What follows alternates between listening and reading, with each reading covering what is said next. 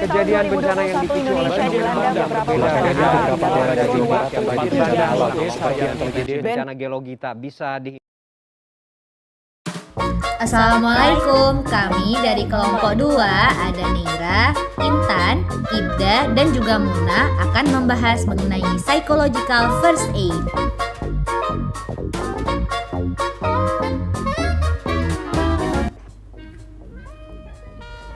Indonesia sebagai negara kepulauan secara geografis terletak di Khatulistiwa, di antara benua Asia dan Australia, serta di antara Samudra Pasifik dan Hindia. Berada pada pertemuan 3 lempeng tektonik utama dunia, mengakibatkan Indonesia sebagai wilayah teritorial yang sangat rawan terhadap bencana alam. Letak negara Khatulistiwa juga menyebabkan wilayah Indonesia memiliki kondisi iklim yang khas dengan musim hujan dan kemarau yang sama panjangnya. Pada saat kondisi iklim global berpengaruh terhadap iklim di Indonesia, maka perubahan musim dapat menjadi pemicu terjadinya bencana banjir, kekeringan, dan kebakaran hutan.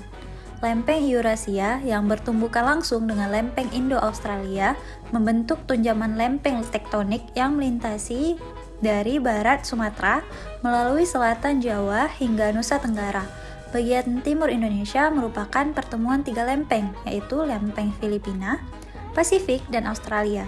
Kondisi pertemuan lempeng tersebut menyebabkan Indonesia berpotensi terhadap gempa bumi dan letusan gunung berapi. Psychological First Aid atau dikenal juga dengan PFA adalah serangkaian tindakan pertolongan pertama psikologis kepada orang-orang yang mengalami tekanan peristiwa sulit, seperti peristiwa kritis, darurat, atau traumatis. PFA berfokus pada beberapa hal sebagai berikut, yaitu penyediaan dukungan dan perawatan praktis yang bersifat tidak memaksa, pengenalan dan pemenuhan kebutuhan dasar, kesediaan untuk mendengarkan korban tanpa memaksanya berbicara, kesediaan untuk membuat korban merasa nyaman, membantu korban mendapatkan informasi tentang pelayanan dan dukungan sosial, melindungi korban dari hal-hal yang membahayakan.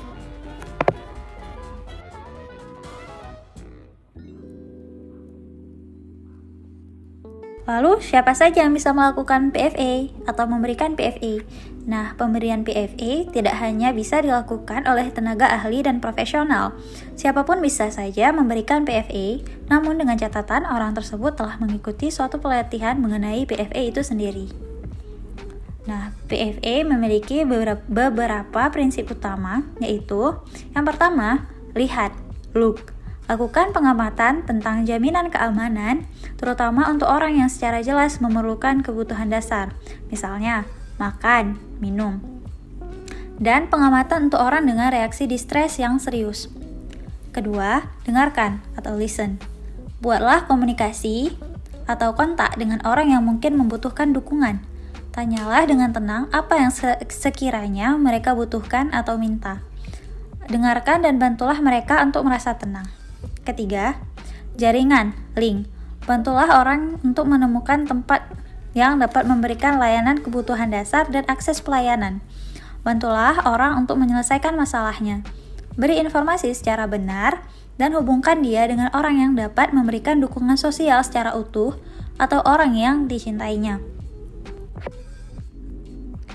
PFA memiliki beberapa tujuan seperti melindungi orang tersebut dari kemungkinan mengalami kondisi sulit atau tertekan yang lebih buruk lagi apabila ketika dirasakan situasi yang dihadapi cenderung mengancam atau tidak nyaman bagi orang tersebut. Lalu, membantu orang lain untuk kembali bertanggung jawab menjaga dirinya baik secara fisik maupun mental. Lalu, membantu orang lain mendapatkan kembali kepercayaan diri, perasaan bahwa ia bisa mengendalikan dirinya, dan situasi yang ada termasuk kehidupannya sendiri. Hal-hal yang tidak boleh dilakukan pada saat PFA. Yang pertama, jangan menggunakan istilah yang sulit dipahami kepada penerima bantuan. Yang kedua, jangan meremehkan kekuatan seseorang dan mengacuhkan kemampuan mereka untuk dapat mengurus dirinya sendiri. Yang ketiga, jangan menggunakan kata-kata atau istilah negatif untuk mereka. Contohnya, jangan mengatakan mereka gila. Yang keempat, jangan memberikan penilaian tertentu atas apa yang mereka lakukan atau belum mereka lakukan. Jangan berkata harusnya Anda tidak merasakan hal itu, atau misalnya berkata harusnya Anda bersyukur Anda selamat. Lalu yang kelima, jangan memberikan janji palsu atau menenangkan mereka dengan informasi yang palsu. Nah, dari pembahasan tadi dapat kita simpulkan bahwasanya physiological first aid ini tidak hanya dilakukan oleh orang profesional saja. Tujuan dilakukannya physiological first aid ini yaitu untuk memberikan bantuan secara mental kepada individu yang sedang mengalami krisis. Pemberian physiological first aid ini juga tidak hanya diberikan begitu saja, namun terdapat beberapa hal yang harus kita perhatikan sebelum kita memberikan physiological first aid kepada orang lain.